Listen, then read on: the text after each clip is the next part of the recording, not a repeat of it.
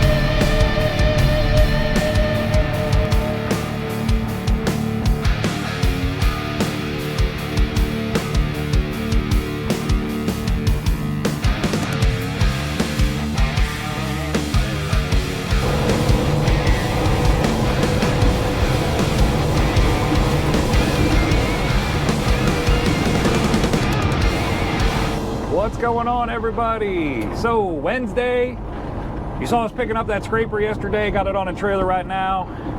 We are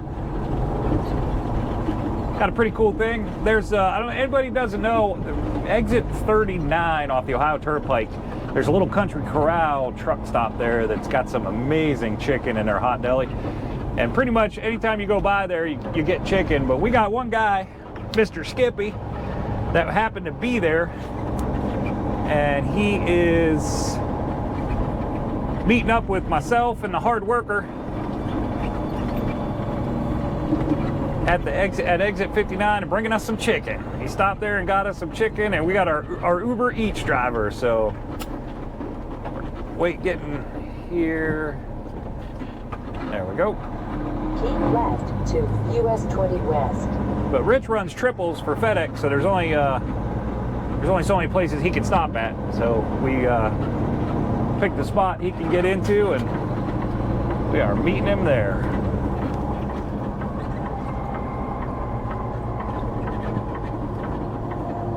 Oh, there he is back there.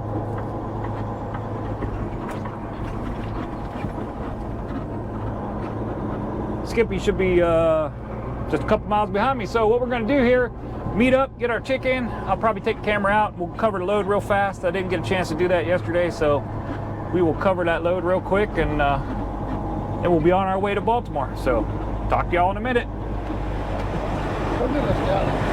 What are you doing, Stella? So our Uber Eats driver showed up, brought us our chicken. Mr. Earhart right there. Got himself a coil on.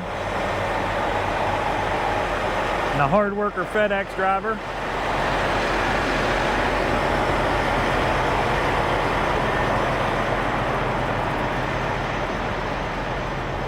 Show you guys the right way to chain and strap a coil. Check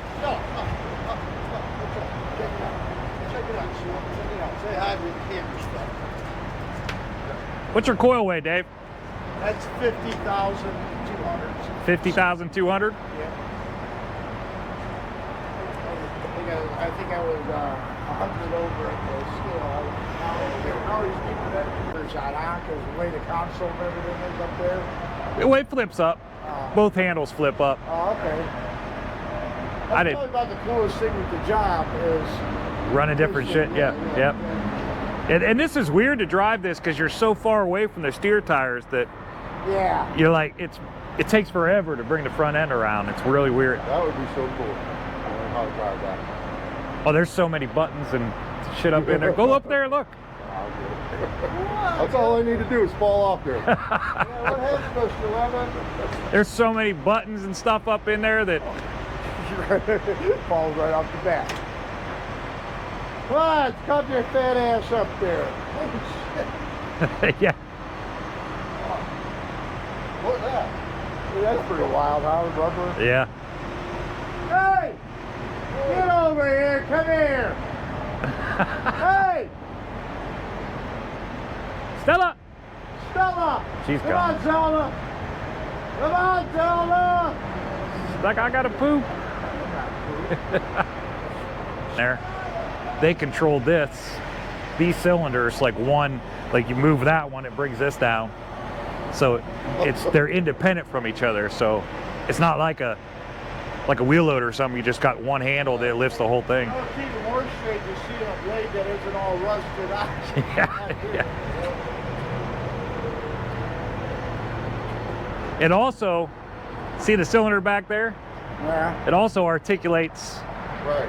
back there. That's what I'm saying. So you can articulate the whole unit. You got the steering, you got it articulating there, you got it articulating back there. Yeah.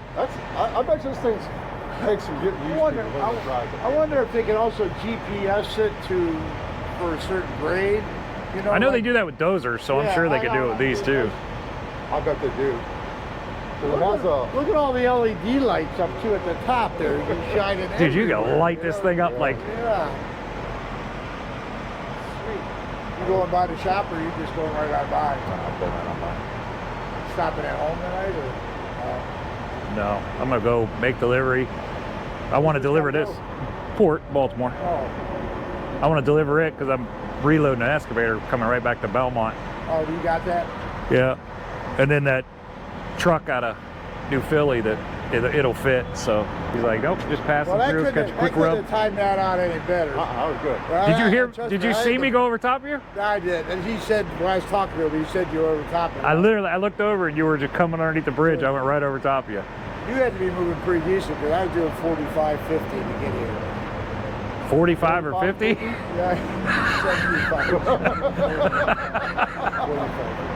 45, Why did it take you so long, Dave? I can't read the speedometer. Maybe I should get out the kilometer.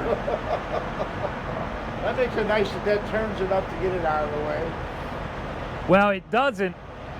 Under the factory settings, it doesn't turn that far, but you can override it in there and it'll turn further. So if you're on a grade like this, it doesn't, so it won't damage. It actually says right on the screen when you get to the last point, it says machine damage possible or something like that, and you have to hit the override button and then it'll allow you to go further, because it was out like under factory settings, it was out here. Wonder how wide that blade actually is. I got a tape measure, we can find out. Still a dog.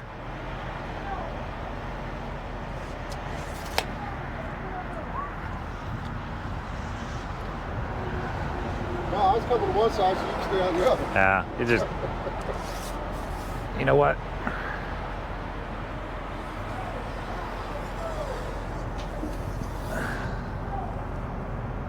"14 foot 2 inches." That is one big ass blade. Anyways, this is 872 scraper. Telling me it weighs about 45,000 pounds. I'm calling it 46 to be sure.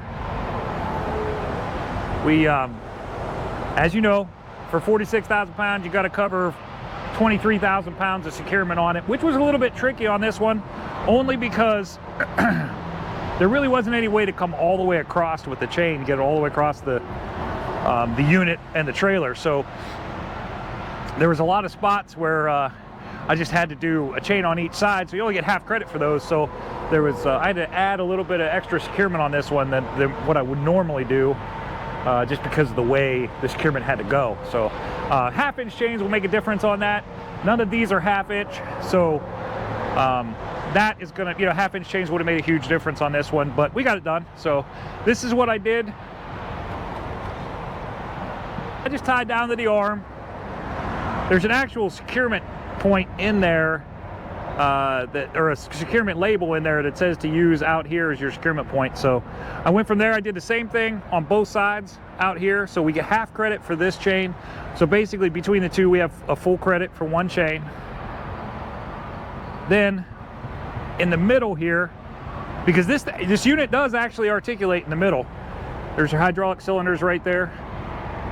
This thing does articulate in the middle, so we had to make sure we secured the middle or use the pin, and the pin is right there. It's kind of hiding up there, and I couldn't really do it by myself, so I just went ahead and changed it. I got one chain, the same thing here, one chain going each direction, hooked my chain up, my chain end up on that side, looped it around, came this way and that way, get half credit for both of those, so we get a full credit for that chain. So that's two full chains we've got on it. And back here, I had these, I only had the back ones, and they're the same exact way. We went right from the tie down point, right down to the trailer. Half credit for that one. Same thing on the other side, half credit for that one. And I realized when I got that all tied down, so that was basically 3 chains, 6 binders that I'm using there. And I realized that I didn't have enough to cover all 23,000 pounds. So I ended up getting another chain and 2 more binders out, and I put this one on, pulling backwards. I did the same thing on the other side. I just used one chain, hooked it here, hooked to the edge of the trailer, ran the access over, and did the same thing on the other side. So we got a 4th chain on it. Basically, we got 4 full, we're getting credit, we got 8 binders on this thing, but we're getting credit for 4 full chains, even though it's 8 binders. So a little bit tricky, but manageable. And the next load is an excavator, so a lot of these, you know, I'll probably be getting a couple more chains out and only have to put away a couple binders, so no big deal there. Placement on it, probably could have went back a little bit further. It's kind of beating me up a little bit on the drives, but obviously it's too long to fit just inside the well, so we had to drive the steer tires up onto the back deck. Probably could have went back a little bit further, and my weight would have been a little bit more comfortable. It's kind of, like I said, it's beating the crap out of me inside, but this is where I put it on by myself. This is kind of where I thought it would be good, and it's close enough. It's legal, so no big deal. Got our turbo saver on, as always. When your exhaust is facing backwards, make sure you put your turbo saver on. There is a boatload of buttons and stuff inside of this thing. This is one of the newer ones I've ever drove. Most of the ones I've run or operated are older. So this thing has, ooh boy, there's all kinds of buttons in there, and they don't use labels anymore. They use little pictures, as you probably already know. You've run into it. So figuring out what those pictures mean was kind of tricky, but we got it on there and we'll get it off at the port, no problem. We'll be there tomorrow morning, first thing, I'm sure. And I got a link belt excavator booked to get out of there with. It is going to Belmont, Ohio. And then I got a load out of New Philadelphia. After I deliver to Belmont, I'm gonna pick up a new Philly, run the truck up to the shop, get 8 new tires put on it. We're gonna get all the drive tires replaced. Get my 8 tires put on it, and then we're gonna deliver in Coatesville, Pennsylvania, Monday. And we're picking up another tank out of York on Tuesday. So looking like we got some pretty good things in the work, and the plans are coming together, and staying busy. So I'm gonna get back on the road. We're gonna get out of here, and we will talk to you guys soon.